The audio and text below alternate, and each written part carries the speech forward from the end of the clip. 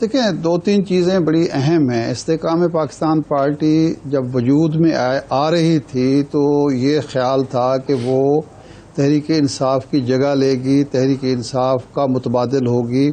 یہ سوال اس وقت بھی اٹھ رہا تھا کہ تحریک انصاف کا وہ نیریٹو لے کر چلے گی، تحریک انصاف کے کارکنوں کو ساتھ لے کے چلے گی، یا تحریک انصاف کے ووٹر اس کے ساتھ ہوں گے. لیکن جب وہ وجود میں آئی ہے تو عملاً اس وقت اگر دیکھا جائے تو جو ٹاپ لیڈرشپ اس کے ساتھ ہے یہ وہ سینٹرل پنجاب کی ہے یا کراچی کی ہے.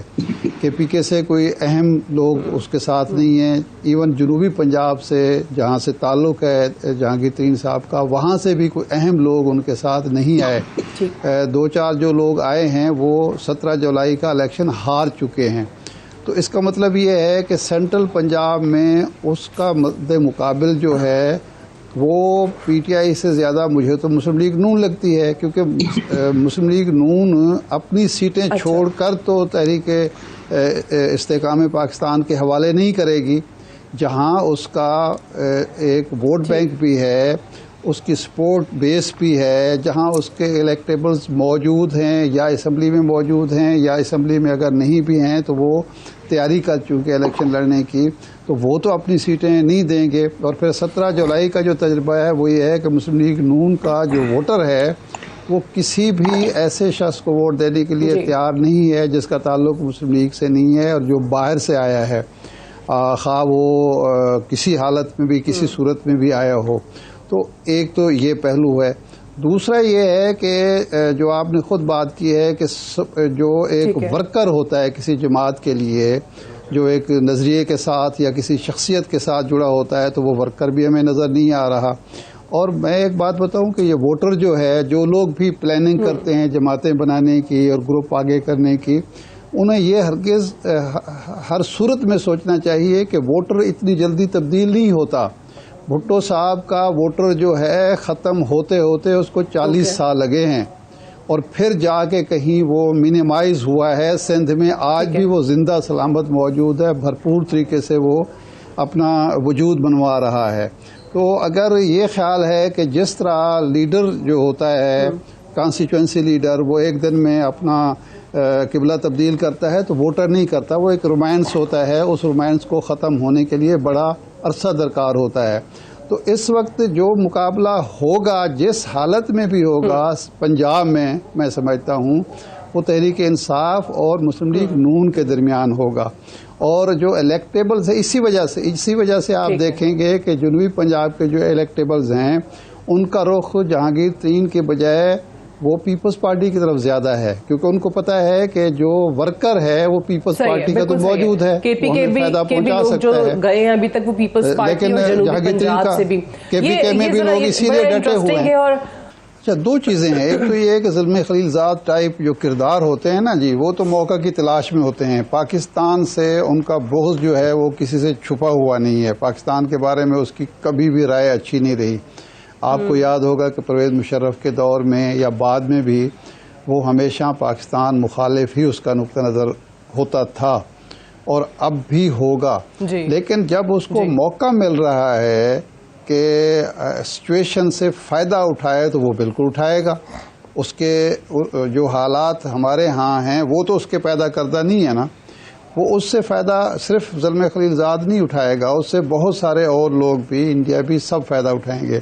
لیکن دوسرا پہلو اس کا یہ ہے کہ انسانی حقوق کے حوالے سے دنیا بھر میں جو سینسٹیوٹیز پائی جاتی ہے اس کا بھی ہمیں، ہماری ریاست کو، ہماری حکومت کو احساس ہونا چاہیے اور اس کو مد نظر رکھنا چاہیے کہ کہیں ہم اس سینسٹیوٹی کو ٹچ تو نہیں کر رہے.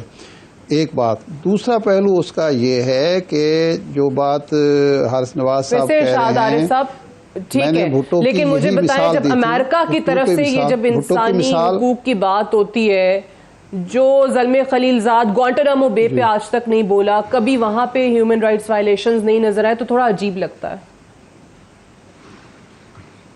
نہیں میں تو اس کا کہہ رہا ہوں مردود شخص ہے، وہ تو پاکستان مخالف ہے، دشمن ہے. میں تو کوئی اس کی تائید تو نہیں کر رہا.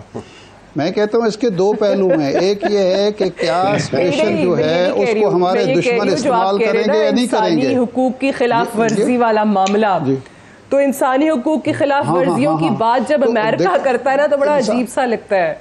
کہ وہاں تو خود سر فہرست ہے وہ. نہیں عجیب نہیں لگتا نہیں بالکل نہیں لگتا. اس لیے نہیں لگتا کہ جب ہم کشکول لے کے کھڑے ہوتے ہیں کسی کے پاس تو وہ اس کی باتیں بھی سننی پڑتی ہیں. اگر تو ہم چین ہوں تو ہم پھر منہ توڑ جواب دے سکتے ہیں. اگر ہم بھکاری ہوں کہ آئی ایم ایف سے ہم نے ہر صورت میں لینا ہے پلان لینا ہے اور بلنکن کی خدمت سے ریکویسٹ کرنی ہے امریکہ سے ریکویسٹ کرنی ہے تو پھر بات اور ہو جاتی ہے. لیکن اس کے دوسری جو پہلو میں بات کر رہا تھا وہ یہ تھا کہ یہ جو رومانس ہوتا ہے دیکھیے جنرل ضیاء الحق 11 سال حکومت کی اور وہ ایسی حکومت نہیں تھی جو اس وقت حکومت ہو رہی ہے کہ جس حکومت کے نام کی کوئی چیز بھی نہیں ہے. 11 سال کی آمریت کے باوجود 11 سال تک پرفارمنس بھی تھی اس میں ڈیلیوری بھی تھی. لیکن چونکہ وہ عامر تھا تو 11 سال کے بعد بھی جب الیکشن ہوئے تھے تو رزلٹ آپ کے سامنے ہیں.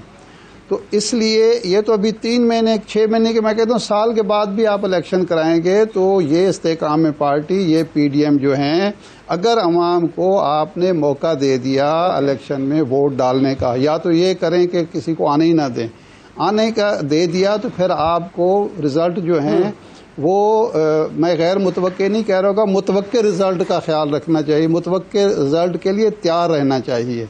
اس لیے یہ جو تجربہ ہو رہا ہے یہ نہیں تجربہ. اگر مقابلہ کرنا ہے الیکشن میں تو پھر نواز شریف صاحب ہی آ کے اگر وہ آ جاتے ہیں وہ کمپین کرتے ہیں تو کچھ دال دلیا مسلم لیگ نون کر پائے گی.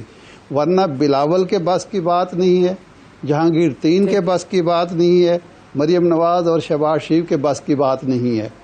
کسی کو آپ نااہل کر دیں کسی کو آپ جیل میں ڈال دیں کسی پر آپ کس قسم کا کیس چلا لیں اس سے کوئی فرق نہیں پڑتا. لوگوں کا جو 17 جولائی کے رزلٹ ہیں ان کو آپ مد نظر رکھتے ہوئے پلان کریں الیکشن کا.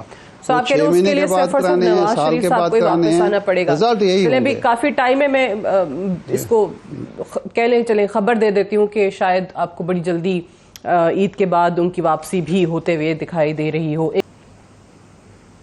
اچھا دیکھیں الیکشن تو مجھے نظر آ رہے ہیں کہ اب الیکشن ہو جائیں گے کیونکہ یہ سمجھا جا رہا ہے کہ مثبت نتائج آئیں گے جو ضیاء الحق کہا کرتے تھے. لیکن میں ایک چیز جو چین کے حوالے سے بتانا چاہتا ہوں کہ چین کو اس حوالے سے خاصی پریشانی ہے کہ اگر پاکستان کی اگلی حکومت بھی اسی طرح کی حکومت ہوئی جس طرح کی حکومت تھی اور ہنگ پارلیمنٹ وجود میں آئی تو وہ سی پیک پھر آگے نہیں بڑھ سکے گا کیونکہ وہ کسی دباؤ کا مقابلہ نہیں کر پائے گی خواہ وہ بلاول کی حکومت ہو یا شہباز شریف صاحب کی ہو یا مریم صاحبہ کی ہو.